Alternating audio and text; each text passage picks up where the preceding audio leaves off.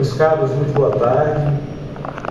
Mais uma vez, aqui nos encontramos no intuito de contribuir com nossas palavras e reflexões, tanto para nós quanto para todos aqueles que aqui comparecem, na busca de reflexões, de análises mais detalhadas acerca do Evangelho, acerca do Livro dos Espíritos, da codificação kardeciana e desses ensinos que a doutrina espírita, por várias fontes, nos vem trazendo. Estamos muito felizes em aqui comparecermos, sobretudo nessa data, a convite da Casa Federativa do nosso Estado, para falar do espírito de Alta de Souza. O tema que nos foi proposto tenta angular Alta de Souza na continuidade da sua missão, da sua vida, enfim, desenvolvida através, sobretudo, do Chico Xavier e outros grandes médiuns, demonstrando, acima de tudo, a imortalidade da alma. É isso que nós queremos falar nessa tarde de domingo.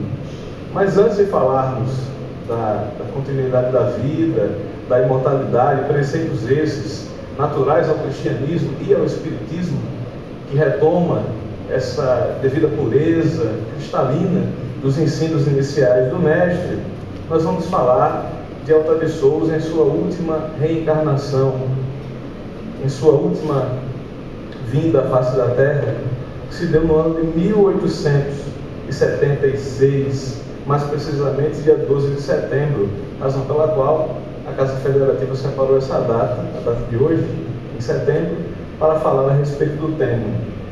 É interessante nós observarmos que sua vida é pontuada por problemas, por questões muito pontuais, muito sensíveis, que vão marcar a sua essência de poeta, de poetisa. Uma delas é a morte prematura de vários de seus familiares, sua mãe, seu pai, seu irmão, João Câncio, que ela observou desencarnar, aliás, Irineu. Então todas essas ausências marcam profundamente aquela jovem que irá traduzir em seu único livro, publicado em vida, Horto, o seu sentimento. Para algumas pessoas, muito triste, um livro de matriz simbolista, melancólico, profundo, um livro quase que de despedida, mas para outras análises é muito interessante, sobretudo a análise da professora Ana Laudelina Ferreira Gomes. O Horto é um horto, não só o horto de Jesus, isso dizemos nós, o horto do Cristo, próximo à crucificação, onde ele chora, mas um horto de flores perfumosas ou perfumadas, para usar a expressão da professora Ana Laudelina, aqui da Universidade Federal do Rio Grande do Norte, grande pesquisadora do tema, Alta de Souza. Então é um horto de flores perfumosas, de flores perfumadas. Ali se encontra a jovem, que, claro, passou por determinados problemas, sobretudo a tuberculose, que a marcou, que a época, diferente dos dias atuais, era uma condenação em vida a uma morte mais breve possível, triste. Assim, vários outros poetas também tiveram nesse período a vida marcada por essa proximidade do fim da vida física. Mas nessa obra também podemos encontrar todo o lirismo, toda a doçura expressa em detalhes muito belos e muito bonitos, colocados por ela como pérolas a enfeitar essa sua obra. A prova viva dessa referência floral, dessa referência perfumada, se encontra no primeiro nome que o livro ia receber. Não ia ser Horto, ia ser Dálias, flor Dália. Isso é muito significativo, é muito simbólico. Essa presença floral vai marcar, inclusive, Alta de Souza enquanto espírito. Vamos comentar um pouco mais adiante. O fato é que o próprio Manuel Bandeira, falando sobre Alta de Souza, fez questão de dizer a sua vida, os seus poemas foram límpidos como um canto de uma cotovia, um canto de um passarinho. Límpido foi o canto de Alta de Souza, disse Manuel Bandeira, e grandes outros comentadores à época com relação ao seu livro. O interessante é que seu irmão, o irmão de Alta de Souza, o Henrique Castruciano, que era muito bem relacionado nos ambientes intelectuais do período, leva o seu livro para o Olavo Bilac, que participa do prefácio da primeira edição, elogiando, colocando, fazendo vários elogios à formação da poetisa e ao seu estilo, muito simbólico, muito interessante essa participação e essa inserção de Alta de Souza, apesar de mulher, na época, na vida cultural, tanto do Estado, quanto depois, obviamente, da publicação da sua obra, no ambiente intelectual brasileiro. A partir dos anos 30, Alta de Souza vai ser resgatada por vários comentaristas, como Alceu Moroso Lima e outros, né, comentaristas que vão ressaltar esse perfil de poetisa cristã que ela teve em vida e que todos nós hoje podemos sentir em sua obra O Horto, essa obra que ela teve ainda a felicidade de ver impressa, né, de guardar junto ao próprio coração antes de desencarnar, antes de falecer no ano de 1901. Portanto, no alvorecer do século XX, Alta de Souza desencarnava. Padre João Maria, que para os natalenses é considerado como uma figura venerável, né, de grande memória caritativa, né, hoje em dia ainda o seu busto é objeto de devoção popular, né, ele foi o sacerdote que esteve com ela nos seus últimos momentos, e ela parte para o plano espiritual, para o plano dos espíritos, na certeza da imortalidade. Isso é que nos é muito interessante comentar. Então, seus poemas, apesar de muitas vezes sentidos com relação ao que iria acontecer nesse pós-vida, né, deixam claro, sobretudo os últimos, essa dimensão de libertação. Né, quebrar os laços, é uma expressão que ela usa, um dos últimos poemas por ela escritos, contados pela família, né? Quebrei meus laços, lá vai a ave liberta, voando através dos espaços, deixar a vida sorrindo, quebrei meus laços. Uma estrofe dos últimos poemas por ela produzidos. Fica então o vazio, a consternação do ambiente intelectual, do ambiente político.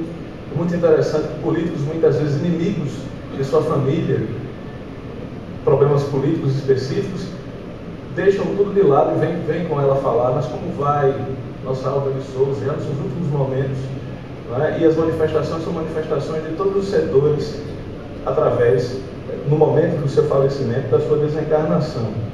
É importante entendermos que esse vácuo deixado vai ser preenchido, e é isso que nos chama a atenção. E hoje ainda, não é? Nós podemos encontrar na igreja matriz da cidade de Macaíba, que foi onde a poetisa nasceu, o seguinte dito: longe da mágoa, enfim no céu repousa quem sofreu muito e quem amou demais. São as últimas estrofes de um poema constante no livro O Horto, chamado Ao Pé do Túmulo. Vou fazer a questão de colocar para vocês, para a gente ver como ela já pressentia essa ocorrência. Eis o descanso eterno, o doce abrigo das almas tristes e desesperadas, eis o repouso enfim e o sono amigo. Já vem cerrar minhas pálpebras cansadas, amarguras da terra eu me desligo, para sempre de vós, almas amadas, que soluças por mim eu vos bendigo, ó almas de minha alma abençoadas. Quando eu daqui me for, anjos da guarda, quando vier a morte, que não tarda, roubar minha vida para nunca mais, em pranto escrevam sobre a minha lousa, longe da mágoa, enfim no céu repousa quem sofreu muito e quem amou demais. Alta de Souza, então, melhor, seus restos mortais são transferidos do cemitério do Alecrim para a igreja de Macaíba, onde se encontra até hoje como essa lápide que foi colocada sob o patrocínio da Academia Norte-Rio-Grandense de Letras, em uma atividade muito inspirada. Podemos nos perguntar: no céu repousa? Será que no céu se repousa como acreditavam aqueles, ouvindo anjos, tocando harpas, distantes da terra, sem nenhuma conexão com os que ficaram? Será? Para responder a essa questão, temos que fazer aqui uma digressão sobre a vida de Francisco Cândido Xavier.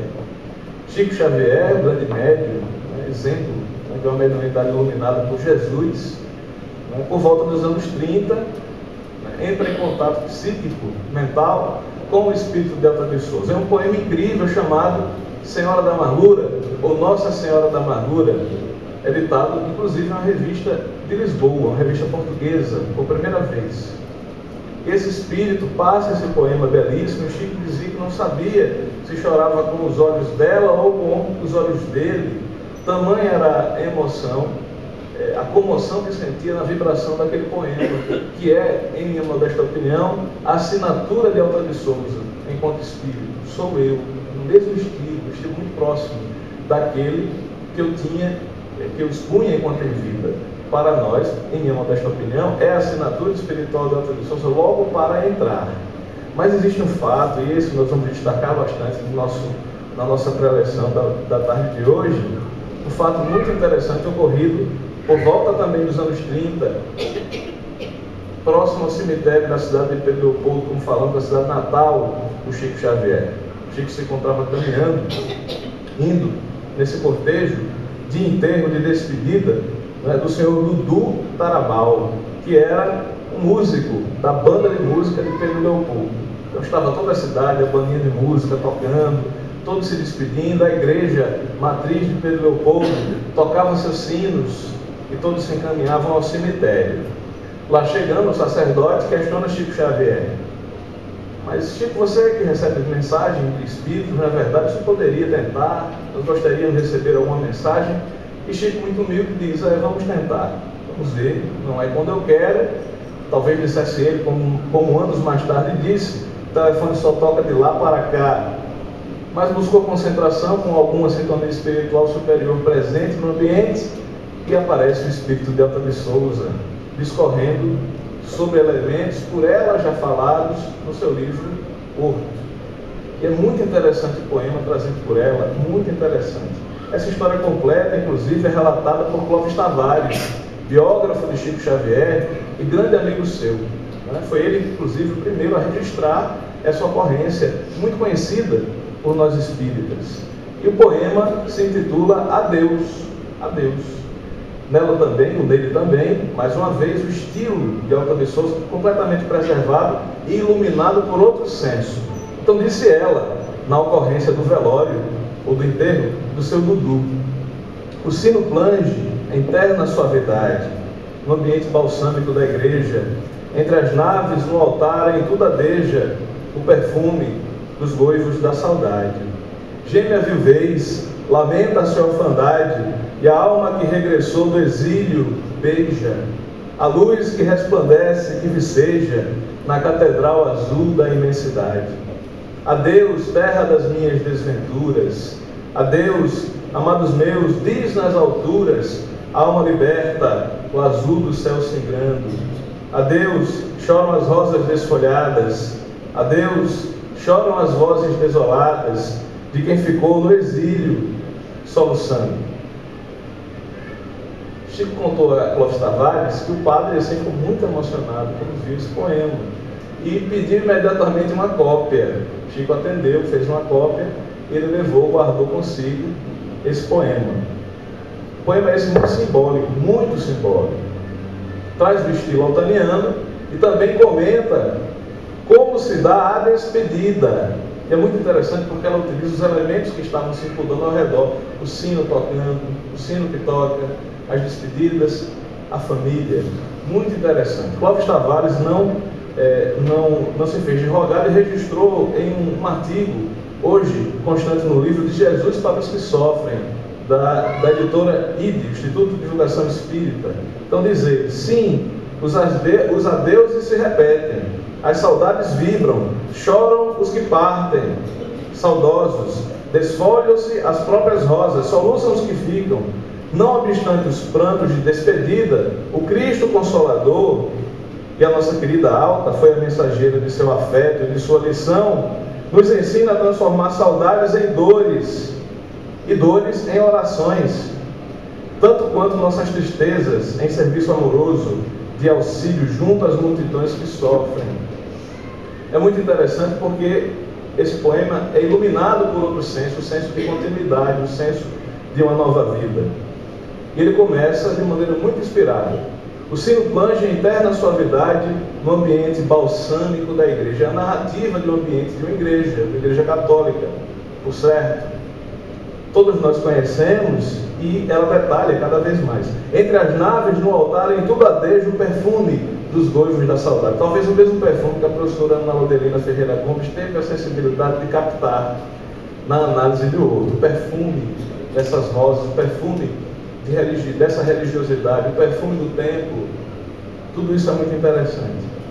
Geme a viuvez, lamenta-se a orfandade. Então, no nosso ver em específico, é como se a Alta de Souza entrasse nessa igreja, como se ela acompanhasse, desde o velório ao enterro. Ela entra, ou entra com ele, com seu Dudu. Ela entra na igreja, adentra as naves do altar e começa a observar, ela se volta e começa a observar o que está acontecendo naqueles que estão sentados, esperando, não é? Os dizeres do sacerdote, as últimas despedidas. E diz ela: geme a viuvez, lamenta-se a orfandade. É como se o Espírito olhasse para a plateia e visse a figura da esposa, a figura dos filhos, a figura dos amigos, órfãos da presença daquele que parte. E a alma que regressou do exílio beija. Aí a alma já se volta, está completamente entregue ao seu novo ambiente. E a alma que regressou do exílio beija a luz que resplandece, que viceja na catedral, azul da imensidade. E esse azul é um azul que marca os poemas otanianos.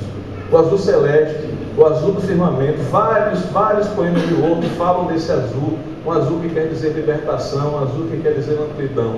Já não é mais, ou já não são mais os limites físicos da igreja, ou da catedral, ou de um templo de pequeno ou grande porte.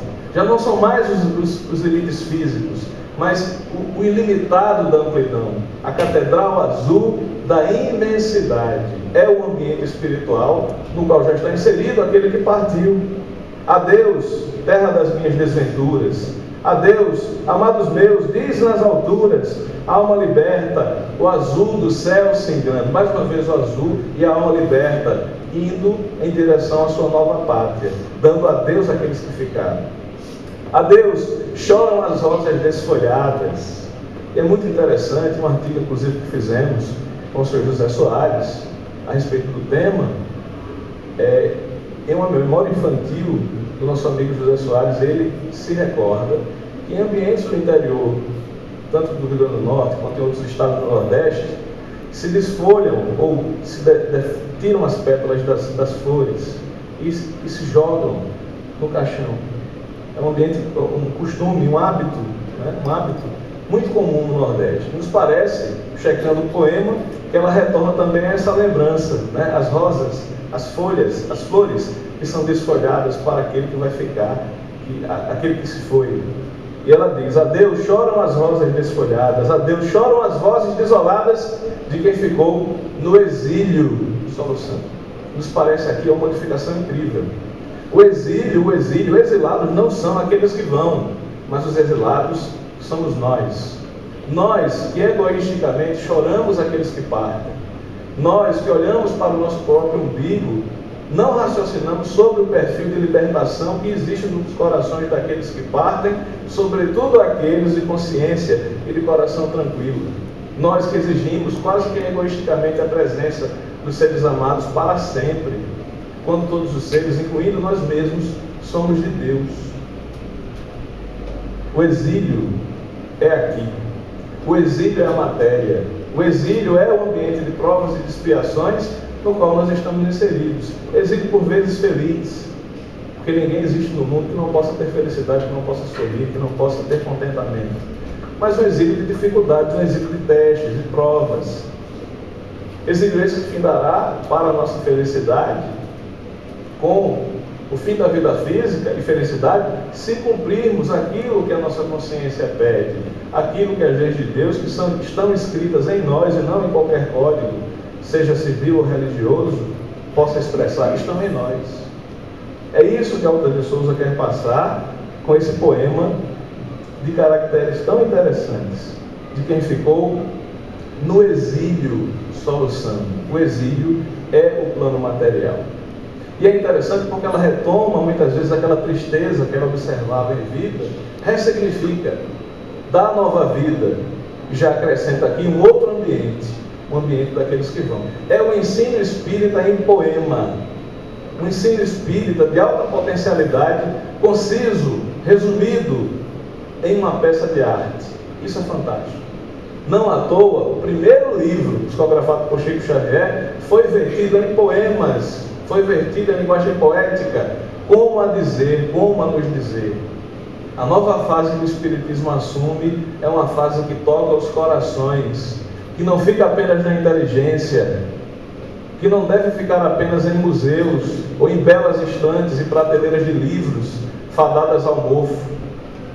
O ensino espírita deve descer da cabeça para o coração, em harmonia. Não só o coração, porque apenas o coração pode nos levar a excessos de emoção, muitas vezes prejudiciais.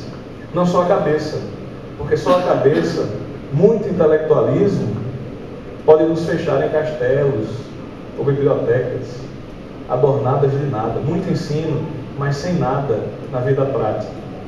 Mas o equilíbrio entre as duas.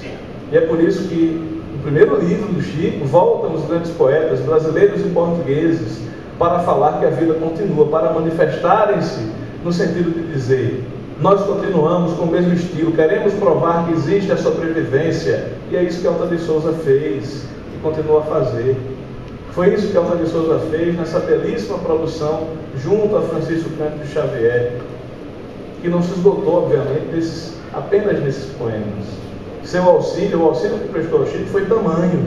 Nós tivemos a oportunidade de, há um ano atrás, estarmos no ambiente das Minas Gerais e, com o auxílio de companheiros nossos, sobretudo Cláudio Marins, presidente da Associação Brasileira de Artistas Espíritas, ligado à União Espírita Mineira, que é a Casa Federativa do Estado das Minas Gerais, de passarmos uma tarde muito feliz com o senhor Arnaldo Rocha, que foi grande amigo do Chico Xavier, talvez um dos seus amigos mais fiéis à sua memória, fiéis aos seus ensinamentos.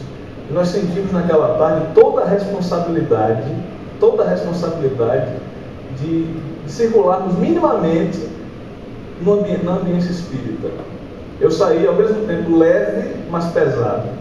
Leve por estar de coração tranquilo, por estar com ele, por privar desses ensinos, iluminado por todas essas vivências, mas pesado no sentido de pensar nas responsabilidades que nos competem. Nós que temos contato direto com esses ensinos, nós que não somos mais ludibriados pelos véus os véus da alegoria, que nós podemos sentir em outros ensinos, embora respeitáveis, mas distantes de uma concretude que a doutrina espírita nos fornece. Estivemos com o senhor Arnaldo Rocha. Para quem não conhece, para quem não sabe, o Arnaldo Rocha, falecido esse ano, inclusive desencarnou esse ano, um pouquinho depois da entrevista que fizemos. Ele foi esposo, foi noivo, se casou com ela, da senhora Irma Castro Rocha, Meimei, é um espírito muito afinado também com o Chico Xavier. Eles se encontram, ficam muito próximos do Chico, e eles têm toda uma vida, todo um percurso espiritual muito bonito. E ele fez questão de narrar um dado interessante. Quando eu toquei no tema Alta de Souza, ele sorriu e fez questão de dizer que Chico muitas vezes chorava ao recitar os poemas dela. Ele disse que era muito peculiar, porque nós muitas vezes fazemos preces com pensamento em outras coisas, como que eu vou fazer quando sair daqui, como que vamos jantar, com o lanche um pouco depois, com a resolução de problemas em casa, com aquilo que deixamos por fazer, não estamos presentes. Mas ele fazia chorando, e várias vezes não só as preces, mas a leitura de textos por ele psicografados nas reuniões normais, usuais, do Centro Espírita Luiz Gonzaga ou do Meimei. Ele chorava copiosamente, lendo a beleza daqueles poemas. E ele nos contou um fato interessante que nos parece não registrado em nenhuma obra sobre Alta de Souza. Chico tem imensa dificuldade, sobretudo no início da mediunidade, de captar formas ou expressões poéticas de altos espíritos, como por exemplo Augusto dos Anjos. E ele narra várias vezes que, aguando a horta, algumas plantinhas da Fazenda Modelo, que era o ambiente onde ele trabalhava, e o Augusto chegava, né, e ele ficava ali conversando com ele para atualizá-lo, para informá-lo a respeito de algumas expressões. Conversando com ele, falando uma coisa e outra, e ali familiarizando Chico naquelas terminologias bem Augusto e Augusto dos Anjos. E Chico até comentou nos anos 70, no programa Pinga Fogo, transmitido pela Rede Tupi de televisão, esse fato, dizendo que ele desistiu, dizendo: você não dá mesmo, não. E mesmo assim, e olha, observemos nós, mesmo assim os poemas de Augusto são belíssimos, através do Chico Xavier, são obras-primas.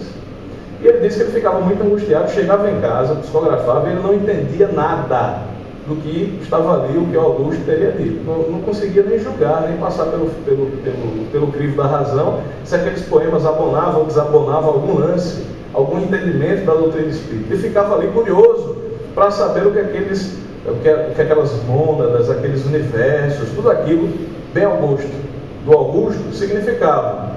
E ele chegava em casa muitas vezes angustiado, e o Espírito comparecia para traduzir Augusto dos Anjos. E esse Espírito era Alta de Souza. Tamanha afinidade que ela tinha, quase que maternal, com Francisco Cândido Xavier, com Chico Xavier. Ela comparecia à noite, quando ele se recolhia, e dizia: vamos traduzir. Interessante, uma amizade, algo que tudo indica, de longa data. Não só com Chico, mas com outros que participaram, que privaram da vida desse grande médico. Podemos dizer hoje com segurança, Alta de Souza fazia parte da equipe, fazia parte permanente da equipe que auxiliava o Chico Xavier na sua tarefa, né? E de maneira direta, não indireta, de maneira direta. Contamos nós com algumas entrevistas de pessoas do nosso estado, e vários deles são informações batem. Várias vezes que iam falar com o Chico, Chico fazia menção, relatava a vinda a Natal. Falava, por exemplo, da Feira do Alecrim, falava, né, ali da Avenida Getúlio Vargas, falava de vários locais próximos de Natal, e as pessoas perguntavam: mas você veio a Natal quando? Ele dizia: não, eu fui, mas fui espiritualmente levado por Alta de Souza. Numa desses dias, ele chega a dizer, por exemplo, né, sobre o Quitandinha. Eu sou natalense e conheço vários natalenses que nunca souberam onde fica o Quitandinha no Alecrim. À época, calculo, né, fica ali na Praça Gentil Ferreira, né, um pouco depois do relógio, né, fui pesquisar e descobri que o Quitandinha era um alto centro de aglomeração política, em Priscas Eras, aqui em Natal. Quando tinha um comício, algum presidente vinha falar, todos se reuniam ali ao redor. Ele não vai no usual, não, fui a Ponta Negra, fui a Genipabu, como qualquer turista poderia dizer, ele vai no específico. Isso é muito interessante, provando que ele veio mesmo, estava aqui, circulando espiritualmente. Podemos até dizer, se ele fazia isso encarnado, calculemos, desencarnado, a potencialidade desse espírito, auxiliado, que foi em vida, por uma gama de entidades superiores, entre elas uma entidade muito amorosa, a nossa querida Alta de Souza. Então, a vida do Chico foi pontilhada por esses acontecimentos relacionados com ela, demonstrando carinho, cuidado. E é muito interessante porque nós podemos pensar, voltando aqui, a sua lápide na igreja matriz de Macaíba, né? Enfim, no céu repousa quem sofreu muito e quem amou demais. Será que é um repouso? Repetimos, será que é um repouso infinito, um repouso anestésico? Será que é um repouso de total separação com aqueles que ficaram?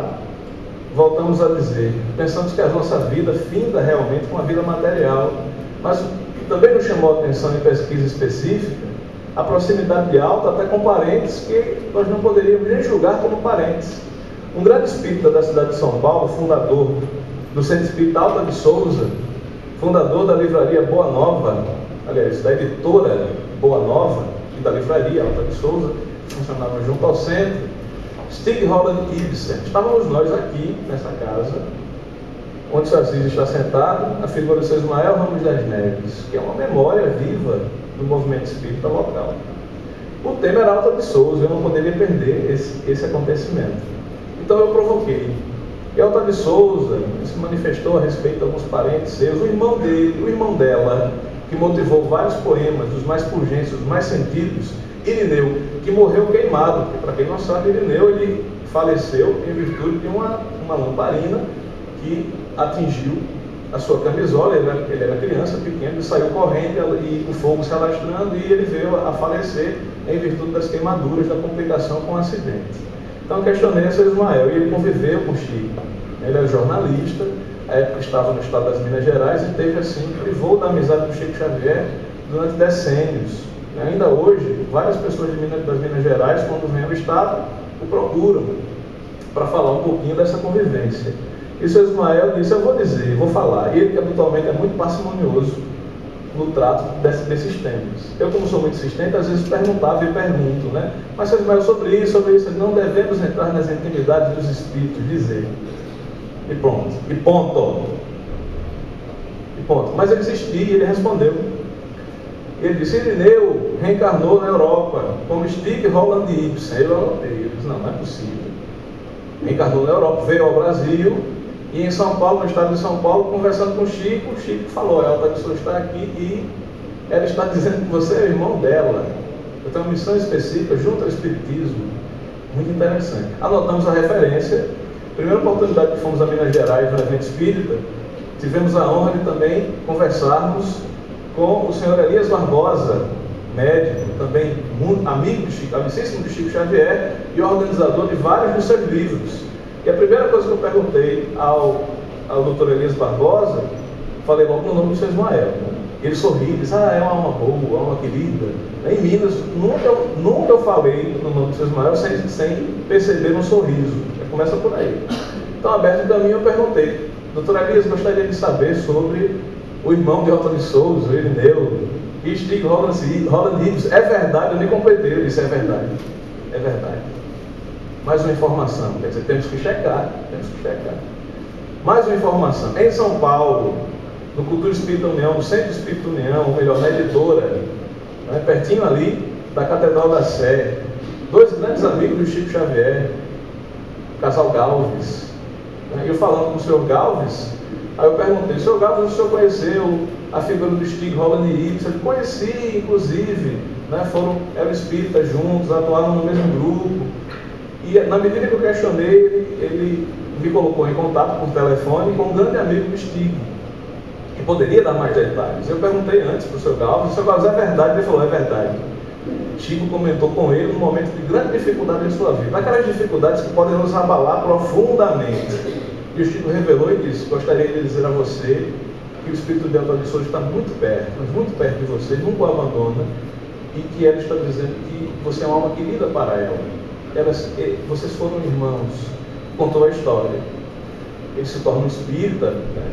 E Chico, toda vez que ia a São Paulo, era visto junto à livraria do Centro Espírita Otto de Souza, folheando os seus próprios livros, que ele adorava folhear os livros dele mesmo, e adquirir, inclusive comprar os próprios livros dele. Ele fazia isso.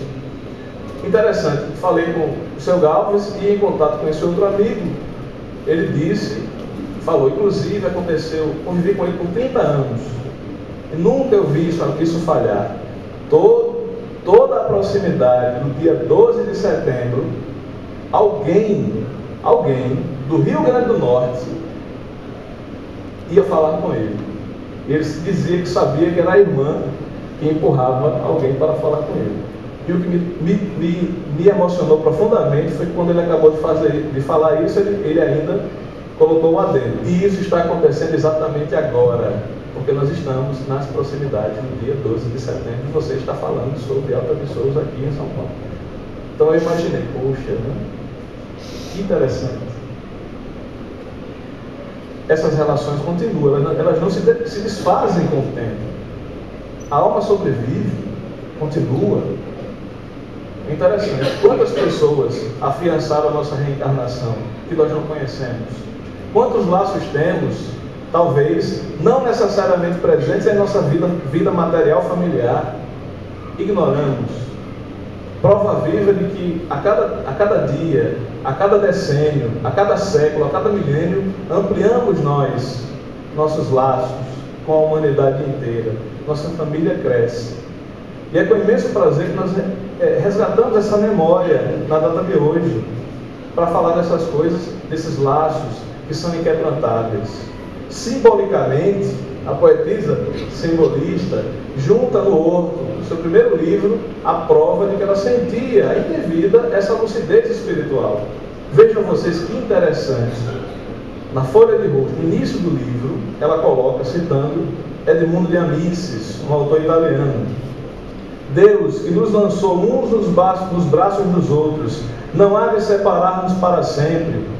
Ver-nos-emos em outra vida, onde os que sofreram nessa serão compensados, onde o que muito amou na terra tornará a encontrar as almas amadas, num outro mundo, sem lágrimas e sem morte.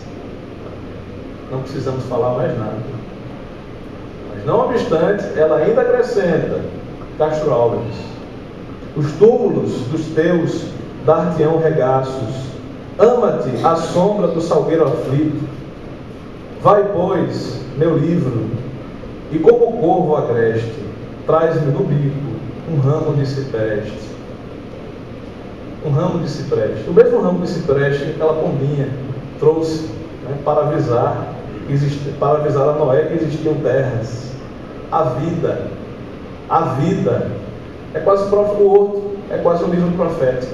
A vida e a cotovia mística, no dizer de Câmara Cascudo, ao se referir ao Alta de Souza, a cotovia das rimas, a cotovia mística das rimas, retornou com um ramo de cipreste. Retornou e retorna, porque ainda é presente.